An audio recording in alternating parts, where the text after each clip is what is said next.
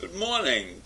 It's Wednesday, January 25th. And last Friday there was a meeting of Ukraine's allies in a town called Ramstein. And that should have been a moment of great unity because the countries from across NATO alliance pledged major new commitments to boost Ukraine's security. From air defense to modern military and infantry fighting machines. And the weapons they're talking about are tanks. Leopard tanks that are produced by Germany. And Poland owns these tanks and is perfectly willing to send those tanks immediately to the Ukraine. But Germany has refused to give permission for some reason. And the reason makes no sense. And it risks, this position that Germany has taken, risks Germany's effectiveness from its democratic partners. And it's ultimately prolonging the war. So why? Why is Germany being so stubborn about letting Poland release the tanks to Ukraine? Now, Russia, of course, has come and threatened Germany and threatened everybody. You will pay for this if you let those tanks come in. We will do whatever we're going to do. And, of course, Putin is a madman. And Putin is unbalanced in my mind. And Putin is sick and maybe on the verge of getting very ill and dying. So a man in that position may not have any regard for life anymore. And he could possibly release nuclear weapons. And maybe that's the fear. But why doesn't somebody step up and say, look, we can't take a chance because he's liable to nuke us, you know. And that's a possibility. But are we going to allow Russia to continue this madness? Right? Are we going to allow Russia to control this situation with so far idle threats? Because we have to get ready. We have to get ready for possible nuclear event. And so this standoff doesn't make any real sense to me. Because is we going to allow this thing to go on for 2 or 3 more years, possibly?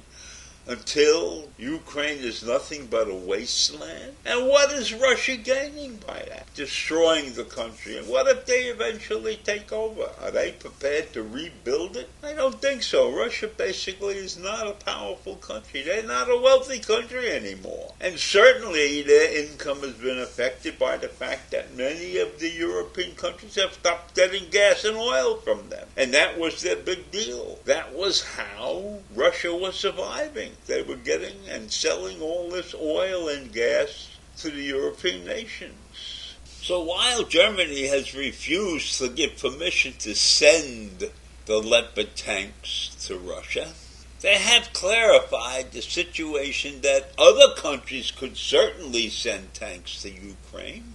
And they have also agreed for Ukrainian troops to begin training on Russian tanks in Poland.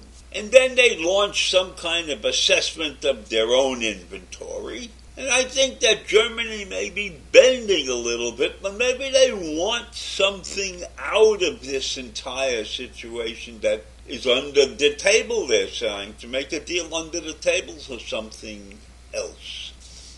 I don't know what Germany could be asking for with respect to this situation. It's a volatile situation in my mind. But the implication is at this point that Germany will eventually change course and agree to send the tanks. But why? Why is this delay going on? German politicians are continuing to debate, and Ukrainian citizens are continuing to die. So time is of the essence, and Germany has to get off the so-called pot, so to speak. And let's hope that they get off the pot in the right direction, because Ukraine desperately needs these weapons. And another thing that has come up in these discussions, and this may be a possible explanation why the Chancellor of Germany, Olaf Scholz, will not agree right now to sending the Leopard tanks. Because he wants the United States to commit to sending our Abrams tanks. And if the U.S. wants to send tanks, it would be welcome. But the two decisions should not be linked. That's what most people think. The U.S. should act separately from Germany. And maybe the U.S. will send tanks if Germany sends tanks. So this is like a conundrum, a double thing. You do, I do, we do. Somebody has to take the first step. And I don't know why we would not take that first step, why we have a problem sending Abrams tanks. The Leopard tank is right there, right next door. How long will it take for us to get Abrams tanks over there? So why doesn't Schultz come out and say, send Abrams tanks and we're going to send our tanks? And then the U.S. could say, fine, we'll do that. But maybe Germany's upset because we can't do that very quickly. And some of the other situations that have caused decisions were unthinkable. The unthinkable part of this whole thing is how slow Europe and the U.S. were to react while Russia piled up on the Ukrainian border.